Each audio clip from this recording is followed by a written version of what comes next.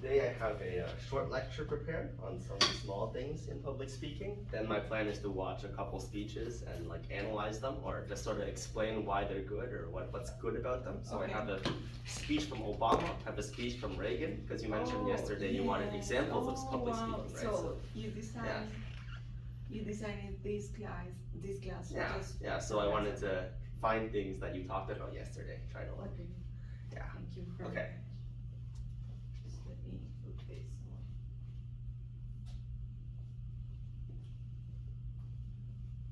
The first thing I wanted to talk about is tone and volume when you give public speaking or give speeches. You know what? I was wondering because you didn't mention it like properly. Yeah. You just passed by this specific, like very important Yeah. aspect of public speaking. So I was wondering, maybe Today. yes. Yes. I think that generally your tone and your volume matters in the sense that if your audience can't understand what you're saying or it feels deeply inappropriate, the way that you say your content, that's going to affect the way that they see you and see your credibility. So for example, if you're giving a speech at a funeral, but you're smiling constantly, you have a really upbeat voice, you're talking about all the wonderful things that will happen, like you need to make sure your tone is appropriate for the situation and also that your volume is appropriate. So if you're talking to just one person, giving a seminar to like a couple people, it's not a good idea to start like projecting your voice a lot, start shouting. But if you're giving a speech to like 10,000 people at a graduation and there's no microphone, that is a good time for you to raise your volume. So volume and tone are things that you should control to control the atmosphere. Like if you want the speech to sound more intimate, you want people to lean in closer to hear what you have to say, you can like lower your voice. Whereas if you want them to sort of see how powerful you are or see the truth of your content, you can raise your voice higher to assert more dominance and like take more space in the room, like I said yesterday. And that's a good way to use tone and volume. Just use tone and volume dependent on the situation. So certain speeches require different types of tone and volume. If you want to persuade someone, you might sound more upbeat, you might be more encouraging because you want them to go buy this product, you want them to have your opinion. Whereas in this context, for example, when you're just like informing the audience of something, it's good to keep a neutral volume, neutral tone, and just like convey the information because that conveys your impartiality. It shows that you're just delivering information on public speaking and not like giving your own personal opinion on public speaking that might not be necessarily correct. Does that make sense? Sort of just like, this depends very heavily on what you're doing, but like other things in public speaking, like your eye contact, your body language, your hand gestures, your tone and your volume should work to complement your speaking, not distract from what you're saying. Yeah. Okay. Similarly, is pacing.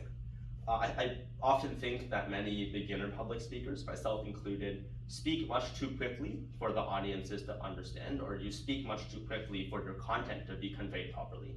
I think this in particular for me was very, very hard to like get past. I still do speak quite quickly sometimes, but I think it is pretty important to learn how to slow down and learn how to pause when you give speeches, especially if you're giving like persuasive speeches. I think for informative speeches or seminars, it might be less important for you to be very, very persuasive, very, very like stylistic with your pacing. But if you want to like emphasize a point, you want to demonstrate to the audience that you know your content, and you want to show that you're like relaxed and you're sure of yourself and you know exactly what you're saying. That's times when you want to make sure you slow down. You want to speak at like a nice, even slower than conversational pace, even like nice slow pace to make sure that every single word you say is being like received by the audience. Yes. Besides pacing for emphasis, so if I just make a pause, then I continue, like whatever I said before the pause is gonna be what you focus on, because the pause is like dead space where your mind is allowed to just recalibrate and think about things. But also, like if you need to pause or you find reasons, like for example, you're gonna say a filler word or you don't really know what to say next, pausing in places that make it seem like you're pausing for emphasis can be a good strategy to sort of like recollect your thoughts. Even pausing stylistically so you can drink water can be a good strategy. So for example, if you're at the end of a paragraph, end of a sentence, if you like pause dramatically and then take a sip of water, the audience won't notice because they're currently thinking over what you just said because you paused for emphasis. So that's like a good way to use pacing and pausing. It's just when you either want the audience to think about what you have to say without using like active techniques of active audience engagement, or you just need to like recollect your thoughts, drink some water, etc. That's good times for you to pause. And just generally, I think, although it's fine to speak fast, I think your speaking pace matters if your audience can't understand you, obviously. But if your audience understands you, I don't think your speaking pace is that important. I think especially for persuasive speeches or speeches where you don't need to like necessarily inform the audience of lots and lots of things, speaking slower can help you convey the information better. You know, my natural pace of Yeah. speaking is slower. Yeah. Even in my native tongue is slow. Sometimes I think if I could speak like faster, probably I'll be better. But I say, how could I speak faster? Yeah. But based on what you're telling me, it doesn't matter at the end. Doesn't matter at the end, no. People who speak fast become successful public speakers. Like the person we saw yesterday speaks quite fast, but you still know what he's saying. I mean, given that you get used to hearing a British accent, you'll know what he's saying regardless of his talking speed, and he's still like clearly a wildly successful motivational speaker. Whereas someone like we'll watch Reagan and we'll watch Obama today, both of them in their speeches speak very slowly. Obama speaks like incredibly slowly. It's like almost the opposite, but he's also successful. So I want to emphasize that pace is sort of like your personal decision or your personal like comfort level with how fast you speak. But as long as this personal comfort level is a pace that your audience can clearly understand, like they don't have any real trouble following what you have to say, it's fine, right? Because you don't want to make it seem, again, unnatural when you give speeches at a much faster or much slower pace than you're used to. You want to make it just as natural as every other speech you give, just as long as the audience can understand you. They're not going to think about how fast or how slow you're saying the content. Does that make sense? Yeah. Yeah, hopefully that like clears it up, right? Because normally I do get questions. I have questions about whether you speak too fast, too slow, whether the pace is okay. Like, I think the pace is fine. I think pace is one of the less important aspects of public speaking, because public speaking in the end is just like, you need to make sure your content is good and your content is conveyed properly in a way that the audience receives it all and believes all of it. So as long as your pace and your tone and your volume like work towards this goal, it's acceptable. No matter what you do, it's fine. I'm sure it's fine because your body language, your eye contact, those aspects will sell your presentation far more than things you do with your like speaking pace. So I wouldn't like worry about it too much, right? That's my opinion. Yeah. Yes. Yeah. What I take from what you're telling me is the pace is important, yes, but the most important is to be confident. Yes, exactly. Is to believe and make sure that the public or the audience is understanding what you're saying and you are being close to the goal you have with the speech you're doing. Yes, I find oftentimes issues with pace, like if you freeze up when you speak, if you speak much too quickly, those happen oftentimes because you're not confident, not necessarily because you have inherent, like already there issue with your pace, right? If you become more confident, if you speak more like you would with your friends at the coffee shop, then your pace will naturally like slow down, will naturally speed up back to where it is naturally. Because I'm sure no one talks as slow as Obama does on like a regular daily basis. I can't imagine how they would get through life if they just spoke really, really slowly to everyone they met. So I speak very slow, yeah, as you can tell. No, you speak at like a regular pace. Really? Yeah, really. I mean, obviously when I evaluate myself, I see myself like a turtle. If I were like a very slow, like a snail speaking. Yeah, I mean, like that's obviously. my self-image about my public speaking pace, actually. Yeah, I mean, like we all feel that way. I mean, I feel I speak faster than maybe you feel I speak, but it's like ultimately if you don't have any feedback on that I speak so fast you can't understand me, I don't have any feedback that you speak so slowly, I feel like I notice it in the slightest. That's what matters, right? You don't want to, no one speaks naturally so slowly, so uncomfortably slowly that you feel, oh, when is this person gonna say more than 10 words per minute? Like, your natural pace, my point is your natural pace will oftentimes be a good pace for public speaking, and so confidence or a lack of confidence is what makes you talk really fast, makes you talk really slowly. As long as you feel like you're comfortable giving speeches, then your pace, your tone, and your like expressions, hand gestures, etc., they will all naturally go to what you want to do, and they'll all naturally become more persuasive because you're better in like the mood, better in the zone to give speeches confidently, naturally, etc. Yeah. Appreciate it. Of course. I figured I'd go through these because normally they give these in seminars, but yeah. Let's talk about filler words. Filler words, another major point in public speaking courses.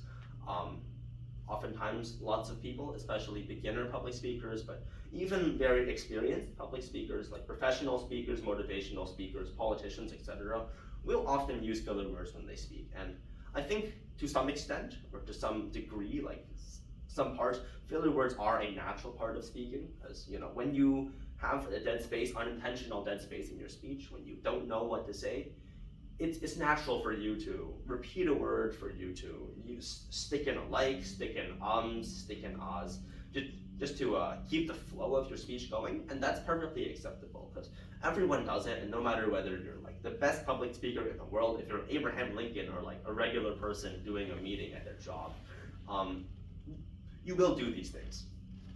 Obviously, it's not good for you to, not preferable for you to use many filler words. If you struggle very much to think of concepts or articulate them, sort of say them without using very many filler words, if you find yourself using the word like 3 or 4 times per sentence, that is something that can be and should be worked to lessen, right? Because filler words are fine in moderation, but like every other aspect of public speaking that I talk about in this course, they need to not actively detract from the audience experience. So if the audience finds they are finding more enjoyment out of counting the number of ums you have in your speech rather than listening to what you have to say, that is a problem.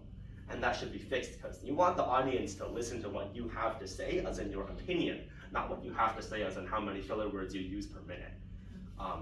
The way that I normally like to resolve this, the way that I resolved this once I got out of beginner public speaking or like trained public speaking more, was I think the best way to stop using filler words is in front of a mirror, or when you record yourself giving a speech naturally, you listen back to it, and you count the number of filler words that you give, and you notice where you give them, so you become like conscious of when you do it.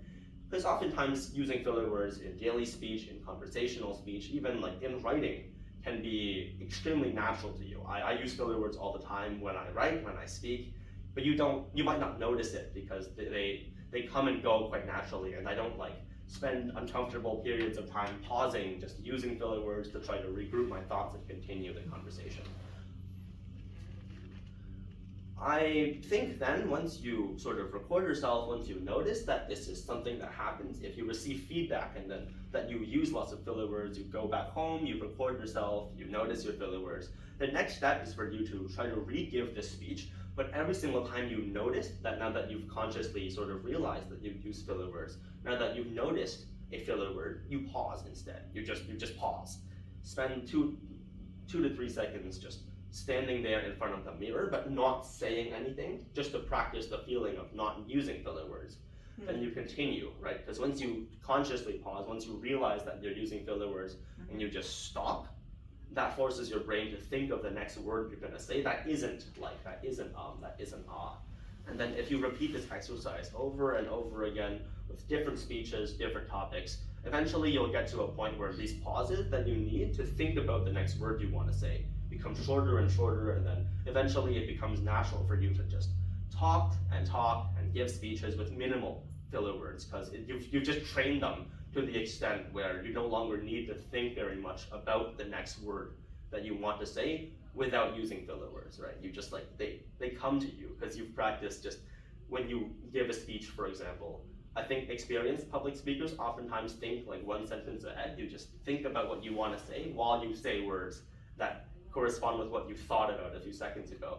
And that helps you avoid filler words. And then this technique I mentioned about just talking and then pausing whenever you want to think instead of using filler words, that'll help you get into the mindset where you're just like naturally continuing a flow of thoughts or a flow of words. Does that make sense? Yes. Okay. Completely.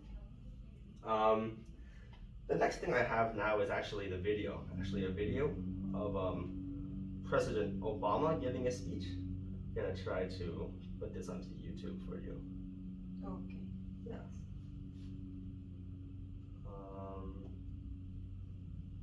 Okay. Let me just.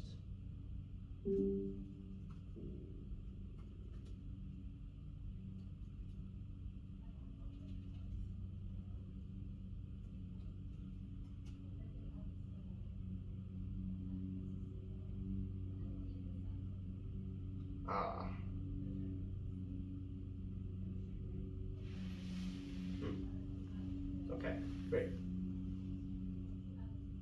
Yes. Okay, let me just drag this over. It's a little longer, but and the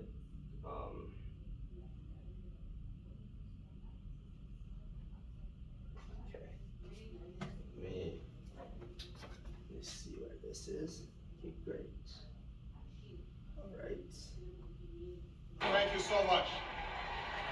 Thank you so much. Thank you. Thank you. Thank you, Dick Durbin. You make us all proud. On behalf of the great state of Illinois,